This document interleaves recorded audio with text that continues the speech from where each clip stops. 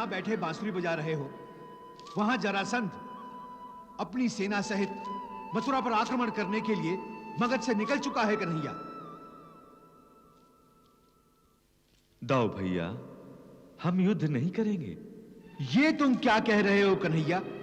यदि हम युद्ध नहीं करेंगे तो जरासंध हमें बंदी बनाकर ले जाएगा। वो हमें बंदी तब बनाएगा जब हम मथुरा में होंगे। कृष्ण जैसा शत्रु मुझसे भयभीत होकर मथुरा छोड़कर भाग जाता है, और ये तुच्छ दस्यु केतुमाल मेरी प्रजा को, मेरे गणतंत्र के राजाओं को त्रस्त करता है। ये कैसी विडंबना है? महाराज, अभी अभी समाचार मिला है कि विदर्भ राज्य के युवराज रुक्मी आपके लिए उपहार लेकर मगध की ओर आ रहे हैं। महामंत्री, युवराज रुक्मी हमारे मित्र भी हैं और विदर्भ के साथ हमारे राजनीतिक संबंध भी हैं।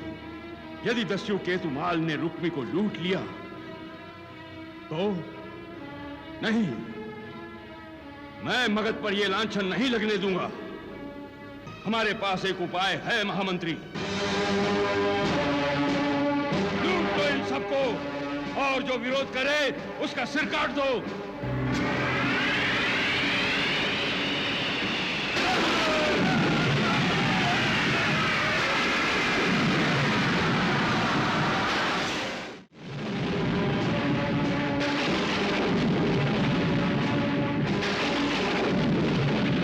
कौन हो तुम?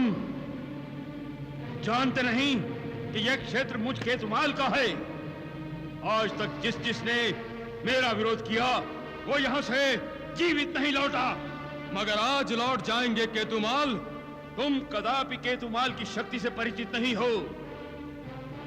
तुम्हारा यह आत्मविश्वास पल भर में चूर चूर हो जाएगा। जब तक शेर सामने नहीं आता, भेड़िया अपने आप को शेर ही समझता है केतुमाल।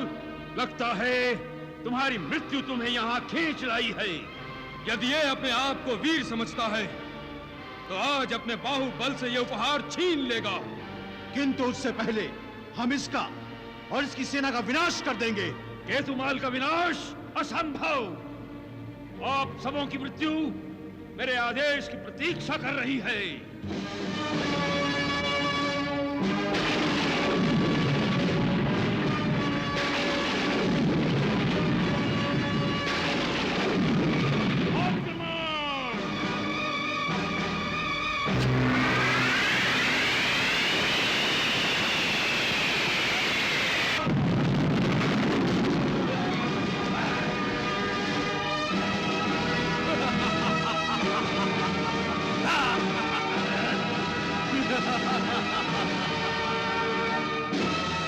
वाह, तुम अवश्य कोई महावीर हो।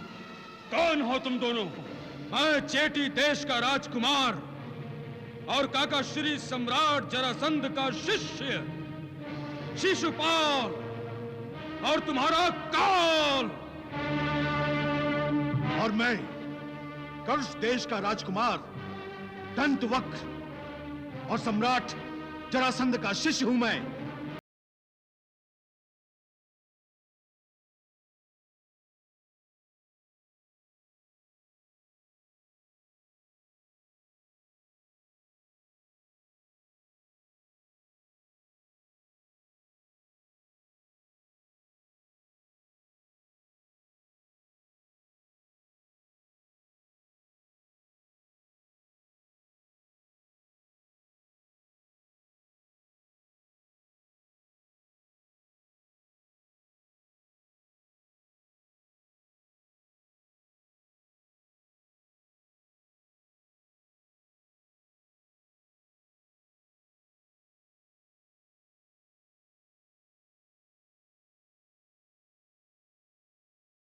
ये विद्या मैंने काका श्री सम्राट जरासंध से सीखी है।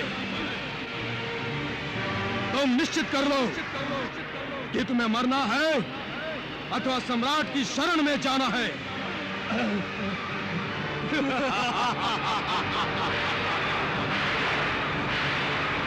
अब तो मेरी इस मृत्यु को मेरे सिर से हटा दो। नहीं केतुमाल, अभी तक तुमने शरण नहीं ली है। अब मैं सम्राट जरासंध की शरण में आता हूं।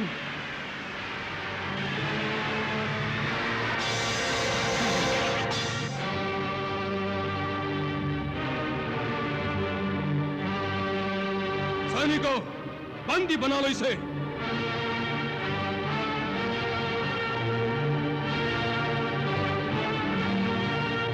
चला चला ले चलो इसे।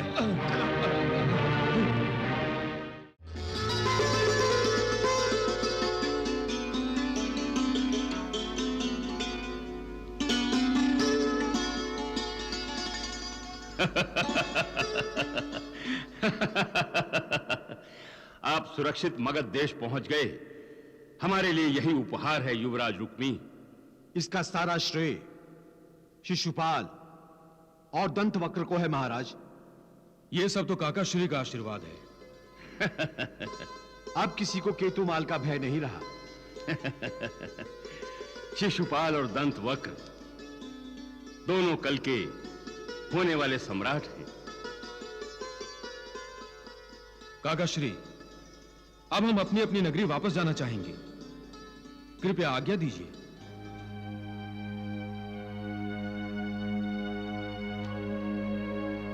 मैंने तुम दोनों को अपने पुत्र सहदेव जैसा ही माना है। मैं तो चाहता हूं कि तुम दोनों सदा मेरे साथ रहो, किंतु मैं तो यह भी जानता हूं कि यह संभव नहीं है। जाओ मेरे पुत्रों, अपने इस पिता समान गुरु को और उसके उपदेश को कभी न भूलना। जब कभी मेरी आवश्यकता हो तो मुझे पुकार लेना, मुझे अपने निकट पाओगे।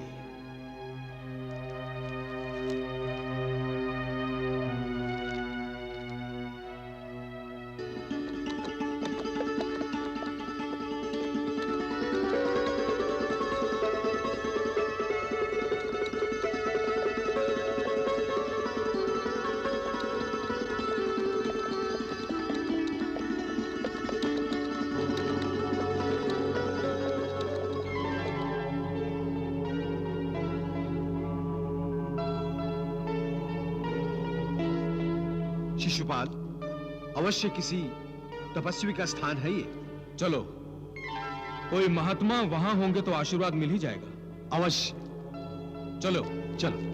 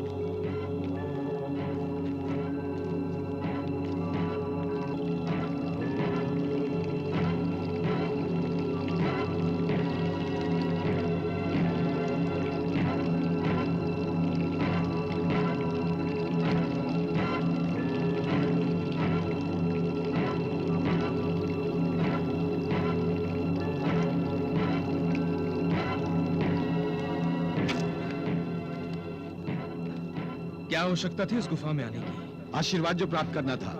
वापस चलें? नहीं, पग बढ़ाने के पश्चात पीछे हटना कायरता होती है दंतवक्र। ये तो कोई माया जान पड़ती है जो हमें भयभीत करना चाहती है। तुम मेरे पीछे पीछे आओ।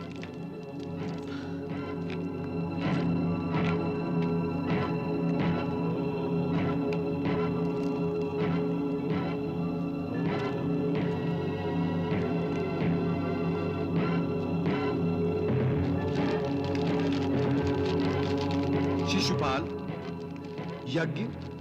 ये यज्ञ कौन कर रहा है? यज्ञ? मुझे तो कुछ दिखाई नहीं दे रहा।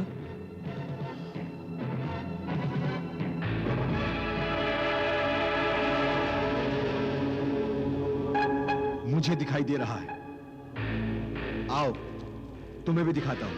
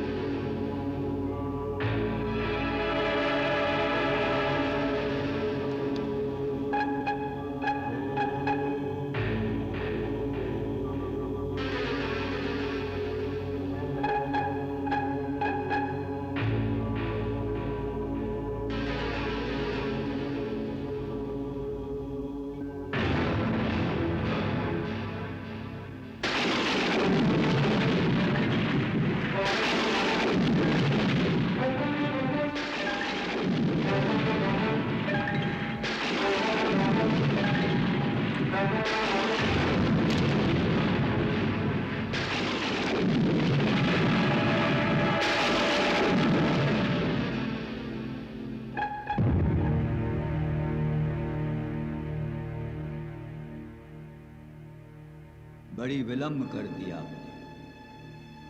पिछले 2 युगों से आप दोनों की प्रतीक्षा कर रहा हूं मैं। हमारी प्रतीक्षा 2 युगों से? क्यों?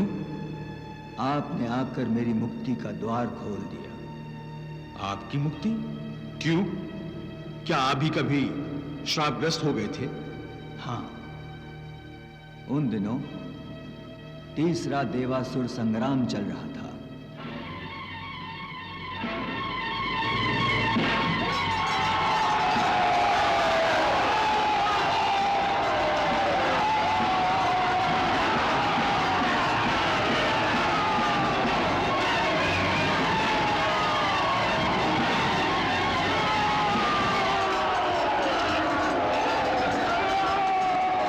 वृत्रासुर को तुम किसी अस्त्र से नहीं मार सकते। इंद्र, अपने वज्र पर सागर का फेन चढ़ाकर भगवान विष्णु का ध्यान करो और उस पर एकांत में प्रहार करो, तभी तुम विजयी हो सकोगे।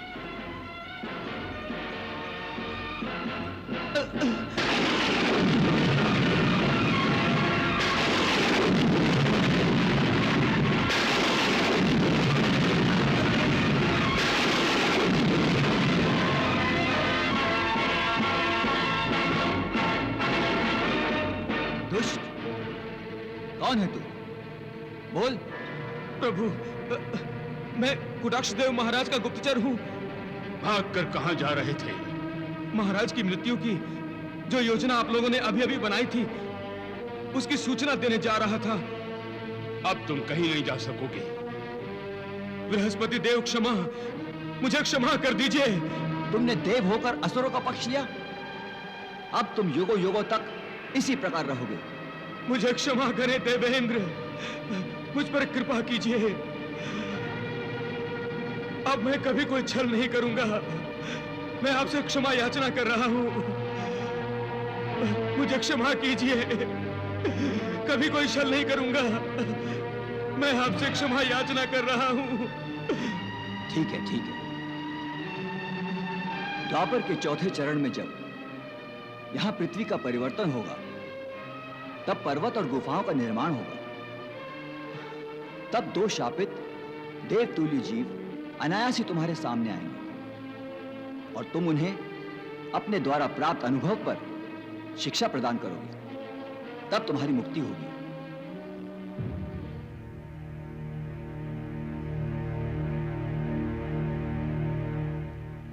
उसी समय से तुम दोनों की प्रतीक्षा कर रहा हूं मैं। यह तो प्रकृति की प्रेरणा ही है जो तुम्हें इस गुफा में लाई है। हे देवतुल्य महर्षि, आप अपने अनुभव के आधार पर हमें कोई वरदान दीजिए। हाँ महर्षि, कोई ऐसी विधि बताइए कि हम अपनी इच्छा अनुसार सफल जीवन जिए और अजय रहें, मृत्यु भी हमें छू ना सके। ये मृत्युलोक है। जो शरीर तुम्हें मिला है वो तो नष्ट होगा ही होगा, और जीवन की सफलता असफलता तुम्हारे कर्मों की विधि पर आश्रित है। यदि नियमबद्ध आस्था तथा विश्वास सहित कर्म करोगे तो सदा सफल रहोगे। एक बात का ध्यान रखना, गुण कहीं से भी मिले, किसी से भी मिले, उन्हें ग्रहण करना और अपने अवगुणों का परित्याग करना। कभी किसी से ईर्ष्या नहीं करना। जिस दिन तुम ईर्ष्या में जलने लगोगे, उसी समय मृत्यु को प्राप्त हो जाओगे। अब तुम दोनों जाओ और एकांत वन प्रदेश में भगवान शिव की आराधना करो।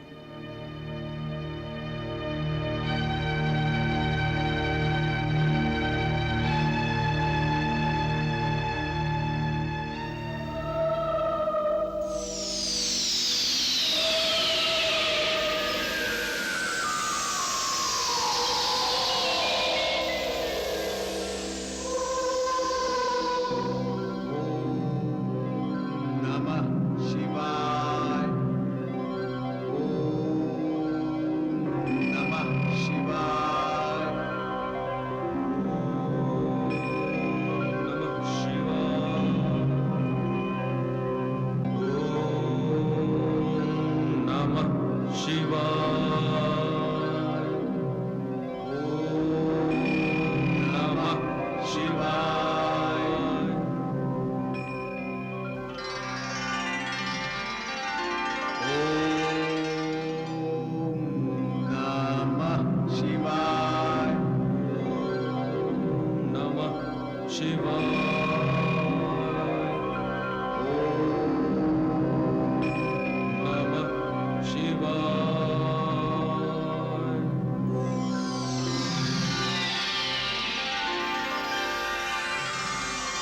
ओम नमः शिवाय।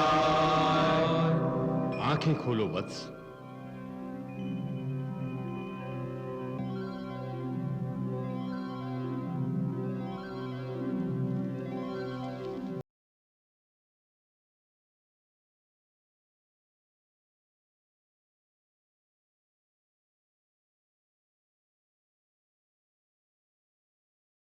हे आशुतोष, हमें अतुल बल और पराक्रम दीजिए।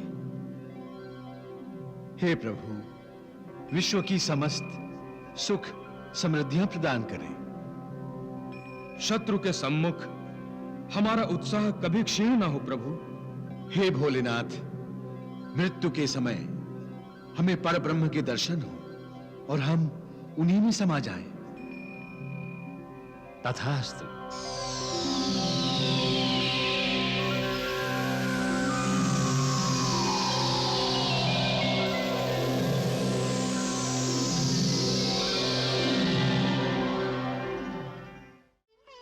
शिशुपाल और दंतवक्र को मैंने अपने पुत्र सहदेव से कभी पृथक नहीं माना। दोनों बचपन से ही मेरे साथ थे। महाराज, शिशुपाल ने मुझे बहुत प्रभावित किया है।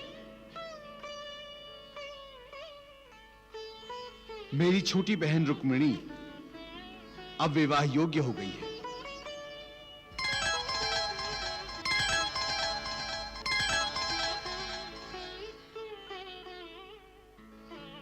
यदि तुम विदर्भ राजकुमारी रुक्मणी के लिए शिशुपाल का चयन करने के बारे में सोच रहे हो तो तुम्हें मेरी ओर से बधाई हो। मैंने सुना है तुम्हारी बहन अति सुंदर है। शिशुपाल और रुक्मणी के विवाह का अर्थ है शौर्य और सौंदर्य का मिलाप। हाँ महाराज, ये विवाह अवश्य होगा, अवश्य होगा। नारायण नारायण। प्रभु, आपसे बड़ा नाटककार इस संसार में दूसरा कोई नहीं। एक और आपने शिशुपाल और रुक्मिणी देवी के विवाह की नींव डाल दी और दूसरी ओर स्वयं देवी रुक्मिणी आपसे प्रेम कर रही हैं, आपसे विवाह करना चाहती हैं। इस समस्या का समाधान मन में उत्सुकता जागृत कर रहा है प्रभु। क्या होगा? मैं जानता हूं प्रभु, जो कुछ भी होगा वो आपकी इच्छा अनुसार ही होगा। ईश्वर इच्छा बलियसी।